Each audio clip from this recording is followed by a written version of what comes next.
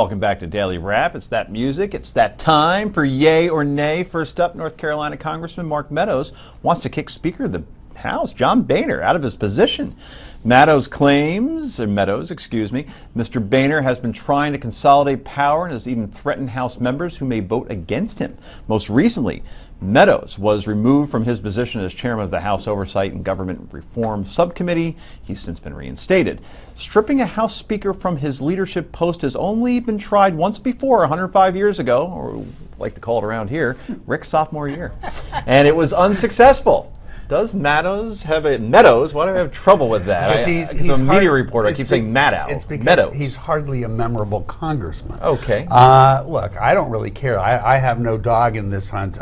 They can do whatever they want. It's not going to happen. You know what? And by the way, speakers stripping members who don't play ball of their post is as old as my freshman year.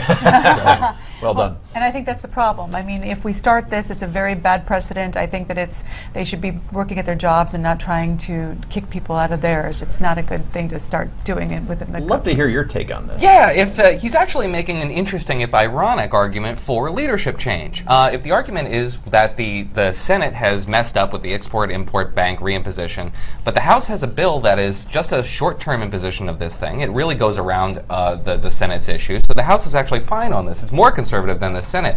In a news cycle that's dominated by this Iran deal, which is imploding in this country, the Planned Parenthood scandal, if this Speaker and his leadership can't whip this conference, which is just a herd of cats, into some sort of shape, Democrats would never be doing this. Democrats move in far more lockstep. Democrats are far more disciplined. If this leadership can't discipline this House conference, then they deserve to be changed. A symbolic move, no question. So Donald Trump has gone on record saying he is worth billions of dollars, upward of $10 billion to be exact.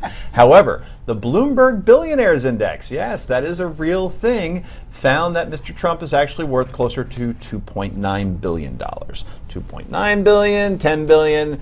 What difference does it really make at this point, Rick Unger? You know what I'm going to say. You don't care. I so don't care how much money Donald Trump has. It makes no difference to me whatsoever. But this is a fact check kind of thing. He said $10 million, and now there's a $7 billion difference. Well, are you trying to say that Donald Trump might have lied? No. Are you crazy? It's just Donald Trump wouldn't lie. It's hyperbole. It's exaggeration. It's nothing more. Yeah, see, I do. I think that's the problem. I don't care about how much money he makes, but when he lies to us, what else are you lying about? It's the same thing as Hillary. But it won't matter to the people who have this thing for him because he's been lying consistently. No, quickly. And they don't care. Yeah, he lies consistently. He said in a deposition, I learned it from politicians, and that sense of just like a politician. So he's being just like a politician. Okay, well, poll numbers will probably go up again as a result. Anyway, a new report out of the Pentagon today says that climate change is, quote, an urgent and growing threat to our national security, even blaming climate change for an increase in natural disasters, which in turn will worsen a number of existing problems like poverty, poor leadership, the environment, weak political institutions, the Patriots' first 4 games without Tom Brady. Other studies have questioned the correlation, including a report from the United Nations that found there was insufficient evidence. Can climate change really do all of this damage? Yea or nay? Noah? Nay, this is one of the worst canards of the climate change movement. The problem isn't climate change, as you said. It exacerbates problems that are tied to national security. What are acute national security threats are those that are actually military threats, and it's a real shame to conflate those two things. Heather.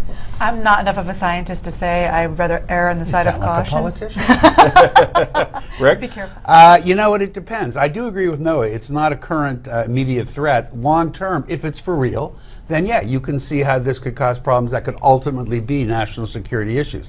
White House has done a horrible job of making this argument. There's a much smarter way to make it. I agree. Finally tonight, the National Institutes of Health has spent more than $2.6 million helping truck drivers lose weight, even giving them motivational phone calls on their long drives. There's a growing health crisis among truck drivers in this country for obvious reasons. They're eating bad food. They're not actually exercising because they're driving the whole time. So the yay or nay, is this a waste of money? Yeah. Heather? No, anything to help. No, good for the truckers. Okay, I agree. Absolutely. That's all for tonight. I used to drive at one point. It's a true story. I'm Joe Concha. On behalf of Rick Unger and the rest of our panel, I thank you for joining us tonight. The Steve Malzberg Show coming up next. Stay tuned.